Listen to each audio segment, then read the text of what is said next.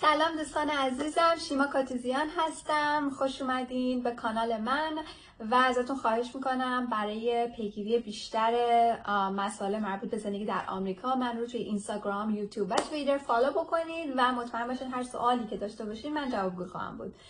امروز میخوام در مورد نحوه خرید مسکن در آمریکا باهاتون صحبت بکنم. ببینید من توی ایران زندگی کردم و احتمالاً اگر بخوام چیزهایی رو توضیح بدم ناخودآگاه برمیگردم شرایط رو مقایسه میکنم با شرایطی که توی ایران هستش، ولی توی این مسئله میتونم بهتون بگم که خرید مسکن در آمریکا کاملا متفاوته و هیچ شباهتی، تقریبا میتونم بگم کمترین نوع شباهت رو با نحوه خرید مسکن توی ایران داره. اول از اینکه ما توی ایران تقریبا خرید مسکن برامون غیر ممکنه اگر توی سن خیلی کمی هستیم یا به عنوان کارمند فقط یه حقوق خیلی محدودی داریم یا پس اندازمون کمتر از 10% خرید یه خونه هستش و به خاطر همین کلا بهش فکر هم نمی‌کنیم. بانک مسکن ما هم که معمولا وقتی می‌خوایم خونه‌ای بخریم بعد این مدت خیلی طولانی پولمون رو بذاریم توی حساب بخوابه و بعدش این مبلغ خیلی کمی بهمون وام میدن. شرایط توی آمریکا کاملا متفاوته، به این معنی که شما توی هر سنی که هستین و هر نوع درآمدی که دارین اجازه این که به این خودتون این فکر رو بکنید که من میتونم همین فردا برم خونه بخرم رو میتونید به خودتون بدین، به خاطر اینکه شرایط خیلی راحت تره. اول از اینکه شما باید یه شغل ثابت داشته باشین با درآمد مشخص و پیچک های مشخص که بتونین ثابت بکنید چقدر درآمد داره توی حسابتون میاد. معمولا توی ایران این قضیه هم داریم ولی باز هم نمیتونیم خونه بخریم. اینجا متفاوته. شما اگر که شغل ثابتی دارین، درآمد مشخصی دارید، پیچک میاد به حسابتون ماه به ماه و هر سال مالیات دادین، میتونید این اجازه رو به خودتون بدید که در مورد خرید مسکن فکر بکنید. کمترین حالت ممکن اینه که شما اندازه 5% قیمت یه خونه پس انداز دارید. مثلا اگر من بخوام ایالت کالیفرنیا رو در نظر بگیرم که در مقایسه با خیلی از ایالت‌های تو آمریکا میتونم بهتون بگم یکی از گرونترین ایالت‌ها از نظر قیمت مسکن هستش، 5% یعنی کمترین قیمت خونه توی کالیفرنیا $500,000، یعنی $500,000. 5%ش رو بخواین حساب بکنین، اگر شما اندازه 5% خرید یه خونه کمترین قیمت ممکن هم پول داشته باشین، هنوز میتونید به خرید خونه اینجا فکر بکنید. خب تصور میکنیم شما در ماه یه چیزی هولوش $6,000 درآمد دارین که باز تقریبا یه حالت معمولی هستش.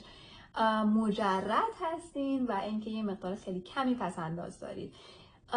میتونم بهتون بگم که شما میتونید هنوز خونه بخرید، شما میتونید از یه سری وام های مختلف استفاده بکنید، شرایط متفاوته، یه سری خونه هایی که شورت سیل هستن از اون خونه ها استفاده بکنید.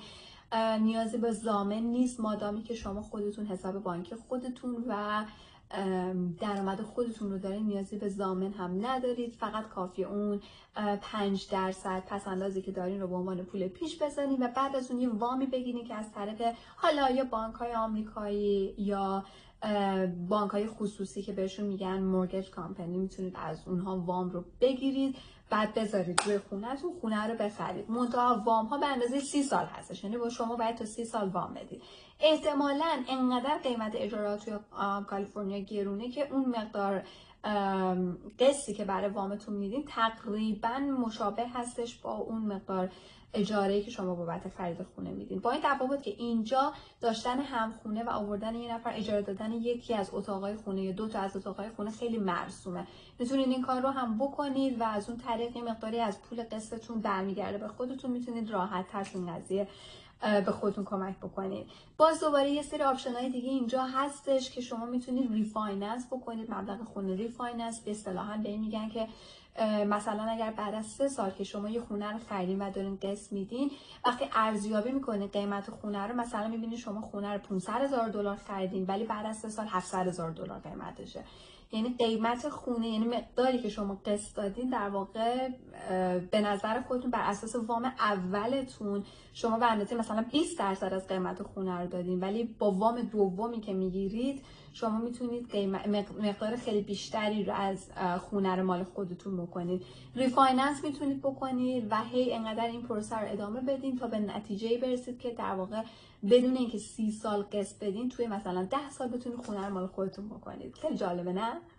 این قضیه احتیاج به یک سری مشاوره‌های خیلی طولانی داره و اینکه شرایط اقتصادی خودتون باید مشخص باشه و با شخصی که کاملا با شرایط اقتصادی و مالیاتی شما داره پیش میره کمکتون بکنه.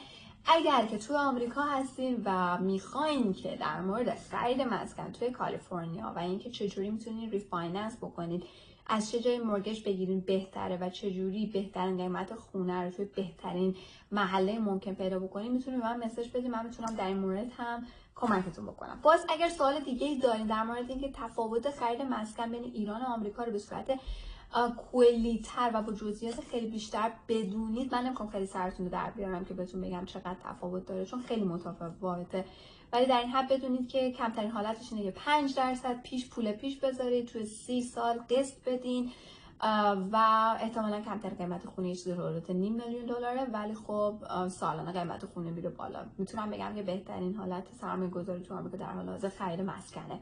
پس اگر اینجا هستید و احتیاج به کمکی دارید یا سوالی دارید، خواهش میکنم به من مسیج بدین یا همینجا کامنت بذارین.